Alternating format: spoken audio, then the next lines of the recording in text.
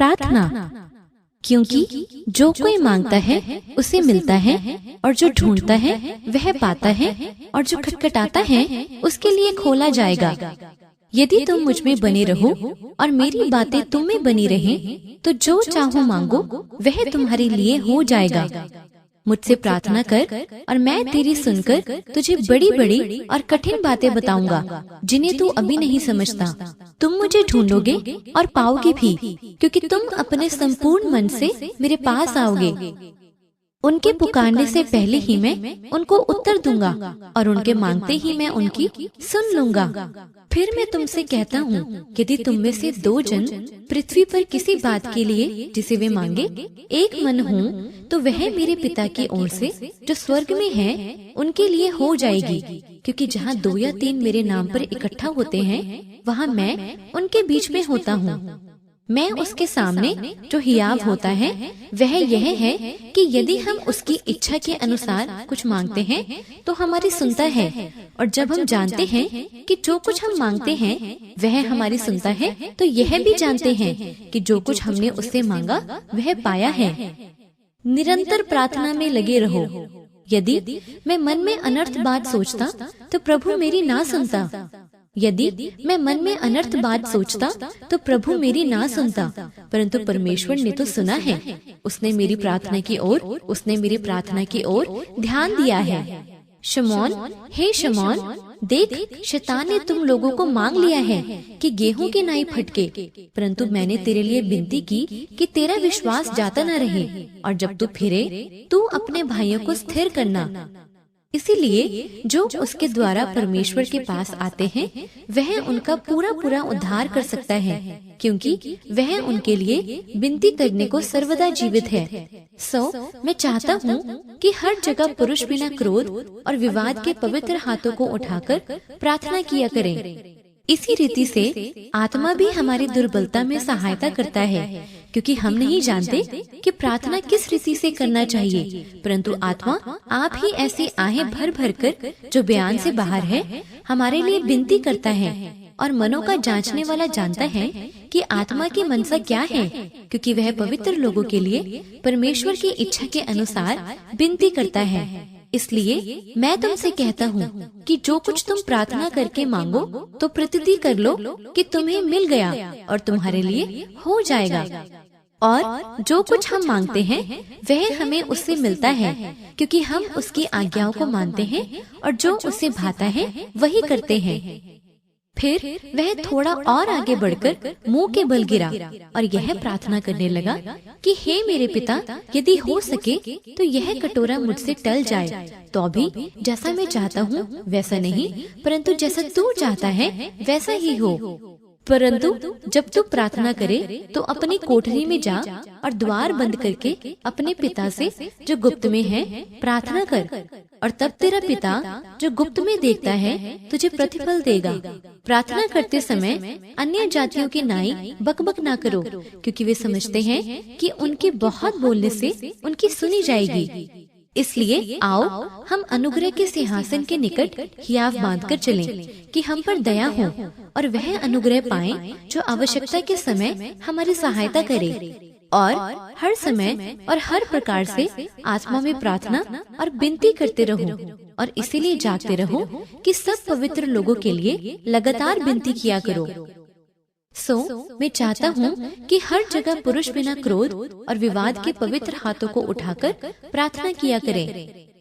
सांझ को, भोर को, दोपहर को, तीनों पहर में दुहाई दूंगा और कराहता रहूंगा, और वह मेरा शब्द सुन लेगा।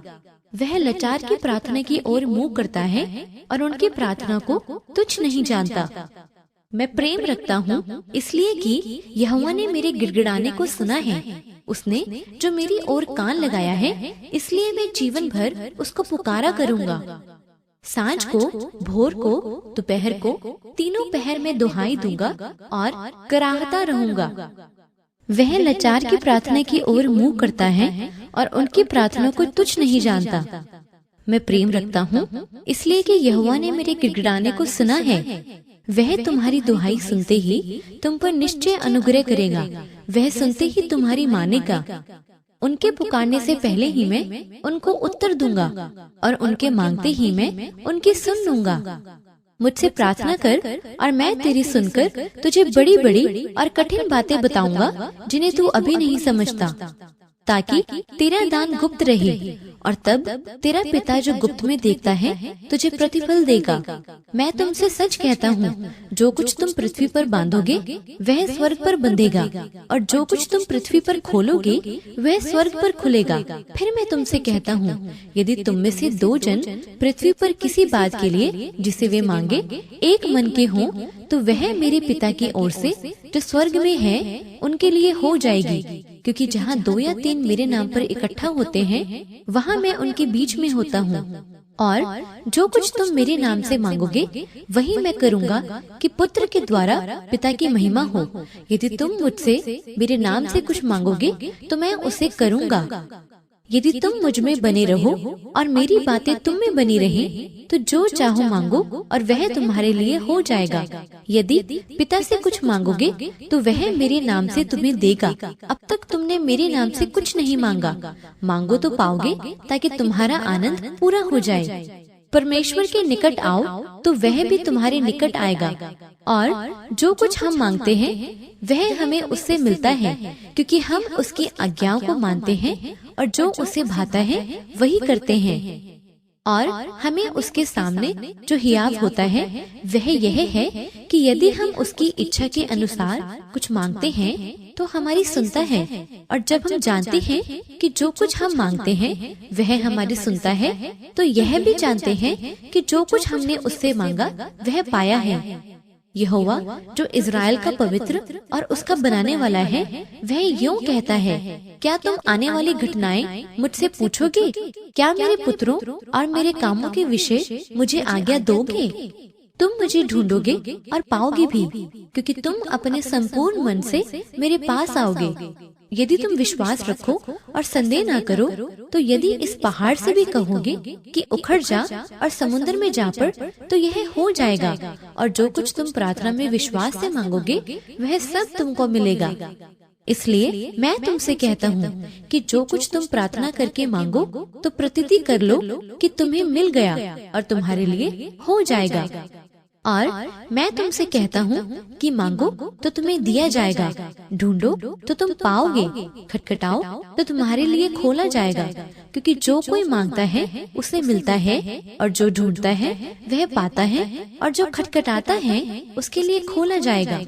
ना अविश्वासी होकर परमेश्वर की प्रतिज्ञा पर संदेह किया, पर विश्वास में दृढ़ होकर परमेश्वर की महिमा की, और निश्चय जाना कि जिस बात की उसने प्रतिज्ञा की है वह उसे पूरी करने को भी सामर्थी है।